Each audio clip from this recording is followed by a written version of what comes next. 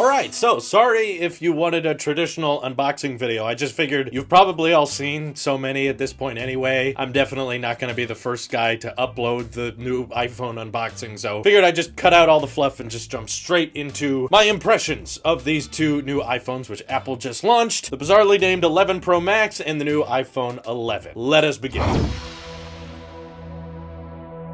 So obviously, I picked up the silver one after traveling to the Apple Store and actually looking at all four of the new colors for the iPhone 11 Pro. I'm very sure of my decision. A lot of people are picking up midnight green, so I thought it would be kind of refreshing for the channel to finally see someone who didn't get the midnight green option. And honestly, when I saw midnight green, I originally thought, is that space gray or is it green? Because in the lighting of the Apple Store, I literally could not tell. And it was right next to space gray. I just thought there were two space gray options until I got really up close and personal with the midnight green. And then I was like, oh, I see. It's like a slight shade of green. It's very, very small, and it's definitely the most popular color for the new iPhones, as to be expected, as it's a new one we haven't seen in the past. But I would just like to add, if Google was naming the color, they probably would have called it barely green or something like that, because it's such a slight shade of green. And if you bought it and you're happy with it, that's all good for you. But personally, I think silver by far looks the best, the most distinguished, and pretty dang close to the on-leaks renders we got all this year. The only thing we didn't get right was the silver chrome rings around the lenses, which is dope. But the first thing I noticed when I picked up the Pro Max in the store and when I unboxed it myself is the weight change. This is without question the heaviest iPhone Apple has ever made, but it's not so heavy that it's cumbersome. I've already put it in my pocket a couple times and it is totally manageable, and I think everyone is going to be more than okay with a slightly heavier phone so that they can have substantially better battery life. And in my brief first hour of using this phone, I've already been doing so many different things on it, installing apps, taking videos, taking pictures, and the battery has barely even begun to budge. So I can tell in the long term this battery is gonna be insanely good. And I'm so happy now that when you buy the max version of an iPhone, you actually get the maxed out battery life of an iPhone. No longer do you have to choose between, do you want the best display or the best battery? Now you can have both in one package. The other thing I noticed very quickly when I first picked up the Pro Max was the upgraded contrast ratio in the brightness. Now, I think a lot of people may not believe me here, but I swear to you, I've been using my XS Max for so long that as soon as I started using the Pro Max, I was like, whoa, this display looks way sharper. Even though it's the same number of pixels and everything, it's just the colors popped a lot more than they did before. And I immediately turned up the brightness all the way, and suddenly my eyes were delighted by a much more bright, comfortable screen that's much easier to look at outside. And that was honestly something I was not expecting to notice, was the display upgrades. They sounded pretty small, but now that I'm using it in person, I can say I noticed the difference. Of course, a lot of people have been talking about these matte finishes on the back. I'm personally pretty okay with them. I like that after about using this for 60 minutes, there's barely any noticeable fingerprints on the back compared to my product red iPhone 11, which still has the traditional glossy back. But yeah, I gotta say, between the two of them, even if this one is slightly more slippery, I would much rather have the matte finish. It's very soft touch to the back of the hand, and I think it's probably going to hold up better in situations where you use your phone caseless, and it's not going to collect as many fingerprints and scum on the back because things should just slide off it. But the stainless steel still provides that grip that we're used to with the previous generation. So in that regard, I'm very, very happy with the changes. Of course, the other thing I immediately went to was the camera. I've had some very, very brief experiences with night mode, which is magical how good it works. There are places I took it in just complete darkness and it was able to look at it like it was broad daylight. It's incredible how well it works. Also, the ultra wide is really, really impressive. I love how wide angle it is, and I can just hold it next to my head and it looks like a POV video. Basically like a GoPro, a high-end one at that, because it's shooting 4K at 60. And honestly, it doesn't even feel like it should be a 0.5x, zoom out like they say in the camera, because to me, it feels like it should be a 0.2. Comparing the telephoto to the regular lens to the ultra-wide zooms out way more than the telephoto zooms in. So either way though, the camera's been performing great for me so far, and anytime I open the front-facing camera and put it at 4K at 60, oh man, it looks super duper crisp. I'm really happy I finally get to vlog now and be able to see myself at the same time and still retain that 4K at 60 like I had before. I also was not expecting live wallpapers to be exclusive and available to these two iPhones because neither of them have 3D Touch anymore. So far, I haven't really noticed that 3D Touch isn't on here yet because I've been so accustomed to the iOS 13 redesigns and making haptic touch more practical. But I think it's awesome that the iPhone 11 gets its own exclusive live wallpapers, which you can just activate by pressing and holding on the lock screen. It's not something you need to press hard for anymore, so they found a happy medium there, and the wallpapers do look really, really cool, especially especially that dust one that affects on the Pro Max. I love these new exclusive wallpapers. They feel great in the hand, and this is, I think, the ultimate example of phones feeling familiar but different at the same time, because obviously as soon as I turn the screen off and I leave it on a table, or I just look at the phone from the front and don't think about the back too much, nothing's really changed. It's incredibly similar. You're right, it's not a big redesign this year, and for a lot of people you need a big redesign for them to warrant an upgrade, but to me there's so many things they've added, between the upgraded speakers, which I do notice, the improved water resistance, these great cameras both on the front and the back, expanded battery life. There's so many things to appreciate, very similar to the iPhone 7 launch we had 3 years ago, while at the same time retaining that familiar feel and look. It doesn't necessarily have to be a giant redesign on the front of the device for it to feel like a substantial upgrade. That's where I'm standing right now. I haven't used the iPhone 11 too much, but you know, there's less things to talk about. The most impressive thing about this phone is the fact that it starts at $699, but of course I'm experimenting with the ultra wide here, which this one still has. Liquid Retina display looks exactly how I remembered it back when I used the 10R for a couple months, so there's less to talk about here, but still a really good, crispy looking phone. I'm glad I went with product red this year, although I kind of wish they didn't have to write product red at the bottom. I'm more of a fan of the overly minimal back of the Pro Max, where in certain lighting you can't even see that the Apple logo's on the back, which personally I like. I like phones that don't have a lot of clutter on the back, don't have much going on. You know, the camera module, the 3 cameras, and everything, that has to be there. I get it. But iPhone text, that didn't need to be there. And also product red on the bottom. You know, they may have to do it for some reason, but in my opinion, it would have looked better with that gone. So aside from that though, disappointments maybe I could talk about. Face ID, while they said it works from more angles now, I can't really say I notice it. You know, Face ID worked from a lot of angles with my XS Max, and I was most of the time happy with it, but I was kind of hoping for more noticeable improvements with the Pro Max. And I'll do more side-by-side comparisons in the future to see if there's any type of difference, but in regards to Face ID and working from better angles, I'm not really seeing it. I am noticing it faster. Not sure if that has anything to do with the A13 chip or if it's just iOS 13, but unlocking stuff and activating passwords when you set up your new phone and everything, I do notice Face ID being very, very speedy. But aside from all that, I'm very, very happy with the 2 new phones. Can't wait to keep testing them, and if you want to see my launch day experience for the iPhone 11 and Pro Max, I'll be uploading a vlog of my trip over on the Talks channel shortly, so stay tuned for that. And I get to vlog with this thing for the first time, and I gotta say, that ultra wide is super helpful for people doing handheld vlogging, especially with their smartphones. So anywho, thank you all for watching. If you picked up your iPhones today, let me know what you think of them by hitting me up over on Twitter or joining our Discord. This is your Apple Sheep here. I'll see you guys in the next one.